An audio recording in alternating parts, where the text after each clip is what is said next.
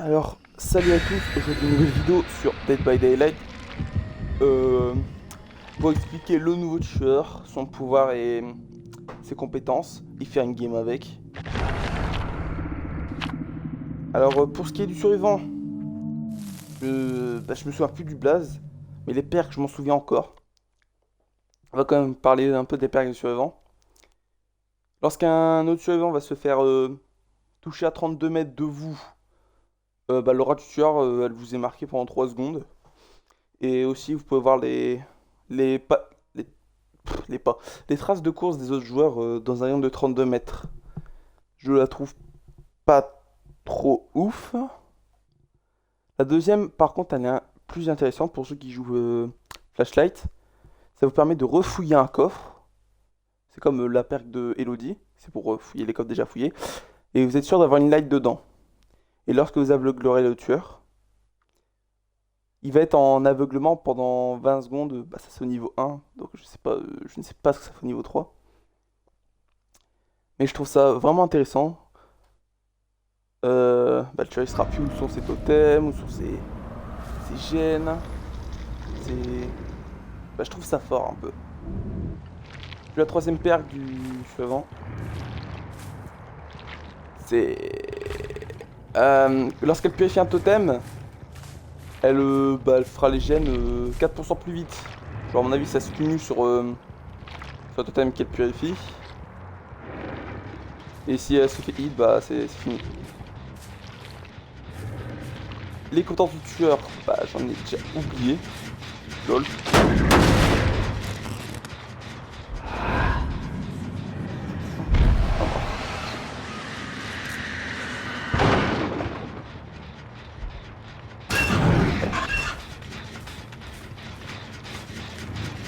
Bon, ici,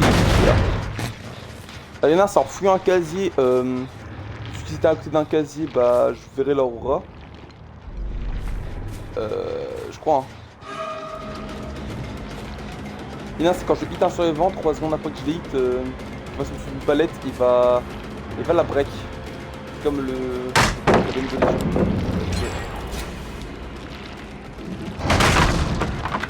Puis la troisième paire, je sais plus ce qu'elle fait pour la partie. Donc le pouvoir. Donc là, hop.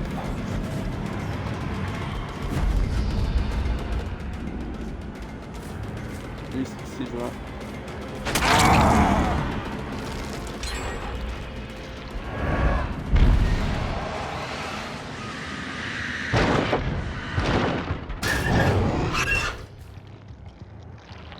Donc le tueur, il peut maintenir ce pouvoir pour... je vais faire un exemple, c'est pas grave si je perds la partie, de toute façon je l'ai déjà perdu.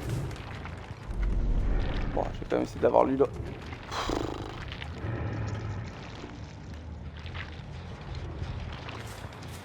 Ouais, lorsque vous maintenez le pouvoir, genre ça laisse une sorte de vestige derrière vous. Genre si vous appuyez sur le M1 pour que vous maintenez votre bouton de pouvoir, bah ça vous remettra là où vous avez commencé à maintenir. Sinon vous pouvez vous TP dans un casier. Et une fois TP dans un casier, vous avez 3 jetons. Et ça vous permet d'aller de casier en casier. Ah non, déjà tu fais un jeton quand... et aussi ils peuvent fermer les casiers. Faire une fois par game.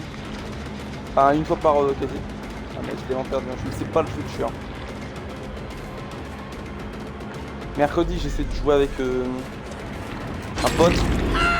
Il a vu que j'étais totalement perdu.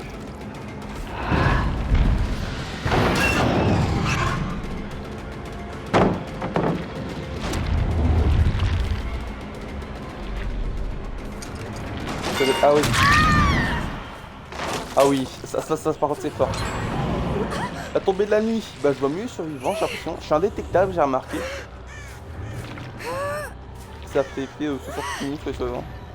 Enfin, 60 minutes, 60 secondes. À part que je vois que la banane.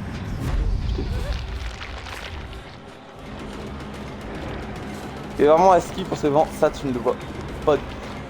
Alors tu as du mal à voir le tueur et tout, c'est un tueur sombre un peu.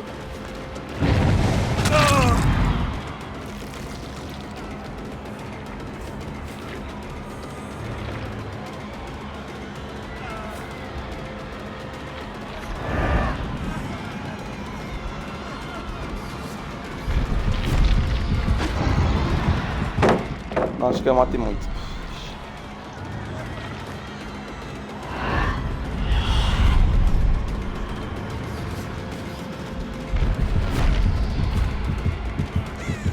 Voilà. Je leur TP dans la coquille.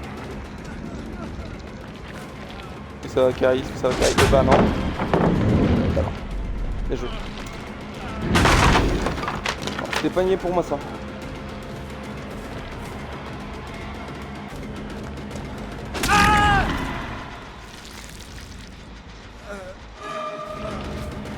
Non frérot.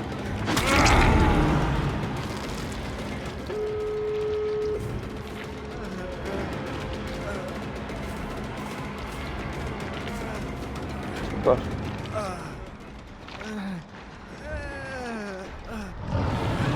La queue tape pas, la queue tape pas. Bien joué, très bien joué.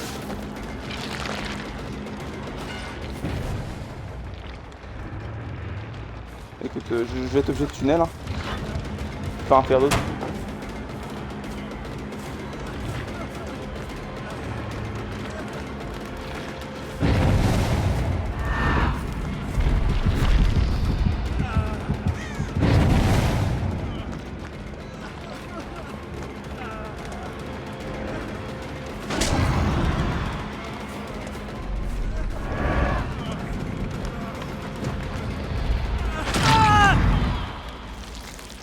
Je suis pas obligé d'activer. Hein.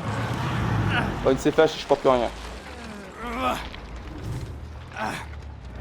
Regarde skip où que les sauveurs les frapper, ça monte plus vite la jauge de ligne là. Pour tout le monde. C'est pas pour un, c'est vraiment pour tout le monde.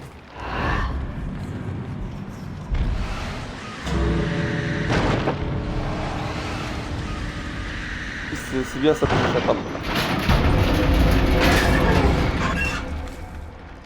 J'ai l'impression que plus il ferme de porte, plus c'est du genre.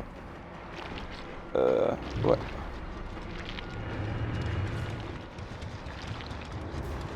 Ouais, non.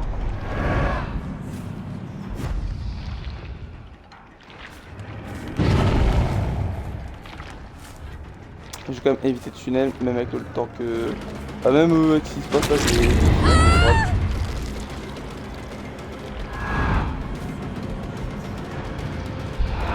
Je sais ce qu'il faut faire.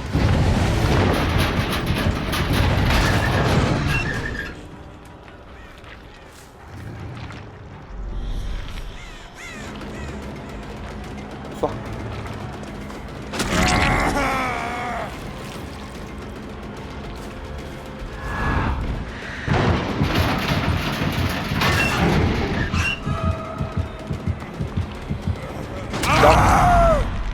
Bien joué.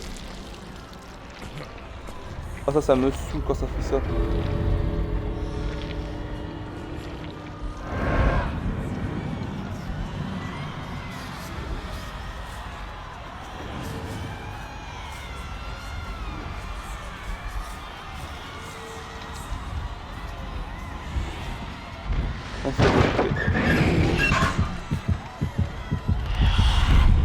Très bien joué, très bien joué. Et ça. Bah du coup, je vais faire une démonstration. Ah bah, la trappe a été là, donc c'est parti pour prendre la trappe. Hop, une deuxième fois. Hop, une troisième fois. On est quasi en comme ça. Et puis aussi on peut se foutre dans... On va pas se foutre dans le casier. Attends, sors pas Claudette, hein. Sors pas.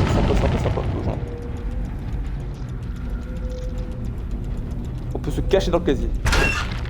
Ouais, comme ça. Dans le casier. Puis après genre TP. J'en suis sûr, vraiment il a l'air ultra intéressant. Mais ça demande énormément de train, je trouve. Genre faut bien t'entraîner là. En personnalisé. Juste ça tombe bien parce que bientôt il y aura des potes personnalisés. Ouais, j'ai toujours ça. Des dardes. Course effrénée. Elle avait course effrénée. Ça doit être la Claudette. Hein. tout cas, ce fut une belle game. Même si je n'ai fait que 2 hooks dans la partie, j'ai...